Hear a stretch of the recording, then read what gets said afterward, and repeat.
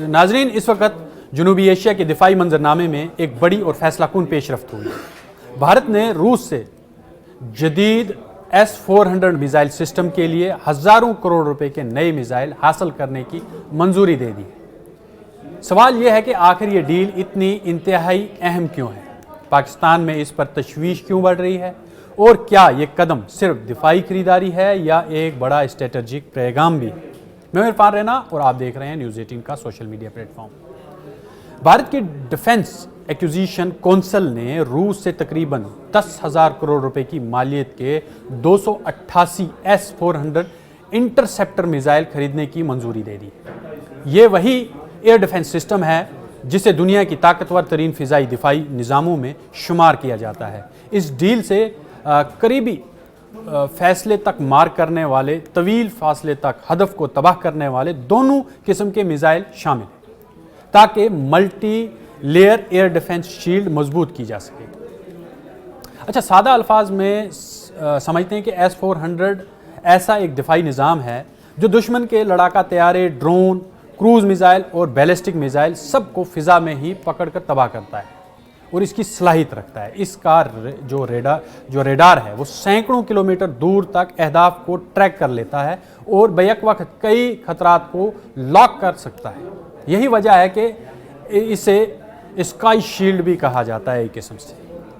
بھارت پہلے ہی S-400 کے کئی یونٹس حاصل کر چکا ہے، لیکن حالیہ آپریشنز اور ہائی الرٹ تعیناتیوں کے دوران انٹرسیپٹر میزائلوں کا استعمال بڑھا ہے، جس کے بعد جو ہم کہتے ہیں کہ ریپلیسمنٹ یعنی دوبارہ ذخیرہ بھرنے کی ضرورت پیدا ہوئی۔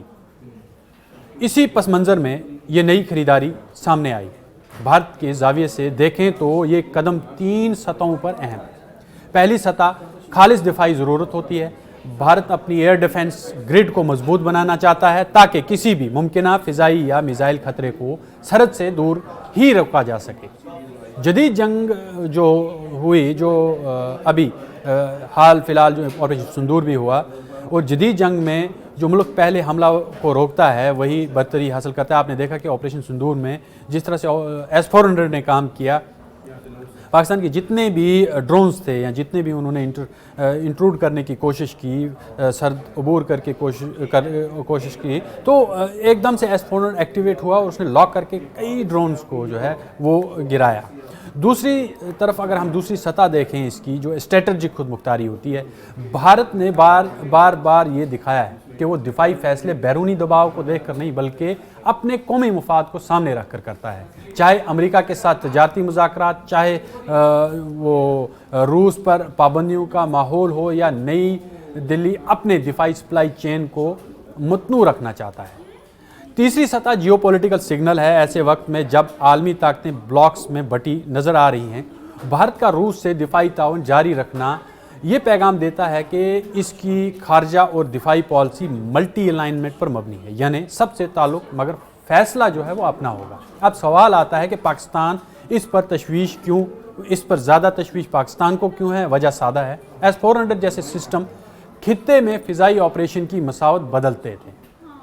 اگر ایک ملک کے پاس مضبوط long range air defence shield ہو تو دشمن کی ایئر اسٹرائک اور اسٹینڈ آف ہتھیار اور ڈرون آپریشن زیادہ خطرناک اور مہنگے ہو جاتے ہیں، یعنی حملہ آور کو پہلے دفاعی ڈھال توڑنی پڑتی ہے جو آسان نہیں ہوتی، جو بہت مہنگی ہوتی ہے، جس کے لیے آپ نے ہائی ٹیک میزائلز کا استعمال کرنا پڑتا ہے، ہائی ٹیک ڈرونز کا استعمال کرنا پڑتا ہے، جن کی قیمت ہزاروں لاکھوں ڈالرز میں ہوتی ہے۔ اچھا، مزید اہم بات یہ ہے کہ جدید ایئر وارفیئر اب صرف طیاروں کی جنگ نہیں رہی ہے، یہ جو sensor, network, data link اور ایئر ڈیفنس انٹیگریشن کی جنگ رہی ہے۔ بھارت S-400 کو اپنے مقامی اور جو درآمدادی سسٹمز کے ساتھ جوڑ کر integrated air defence network بنا رہا ہے۔ اس سے رد عمل کا وقت کم اور مار کرنے کی صلاحیت زیادہ ہو جاتی ہے۔ اس ڈیل کا ایک سفارتی پہلو بھی ہے۔ حالیہ عرصے میں بھارت امریکہ تجارتی بات چیت، روس کا تیل کہ جو خریداری ہے، روسی تیل ہے اس کی خریداری اور پابندیوں کے سوالات زیر بحث رہے ہیں۔ ایسے ماحول میں روس کے ساتھ بڑا دفاعی آرڈر یہ بھی ظاہر کرتا ہے کہ ماسکو اور نئی دلی کے دفاعی تعلقات اب بھی فعال اور گہرے ہیں۔ دفاعی ماہرین کے مطابق آنے والے برسوں میں جنگ کا اندازہ ہائی لو مکس ہوگا، یعنی کچھ انتہائی جدید اسٹیلتھ پلیٹ فارم اور ساتھ مضبوط air defence system, missile shield. Bharat ایسے ماڈل کی طرف بڑھ رہا ہے، ایک طرف جدید لڑاکا طیارے، دوسری طرف طاقتور دفاعی چھتری۔ اچھا، اس سے پورا نتیجہ نکلتا کیا ہے؟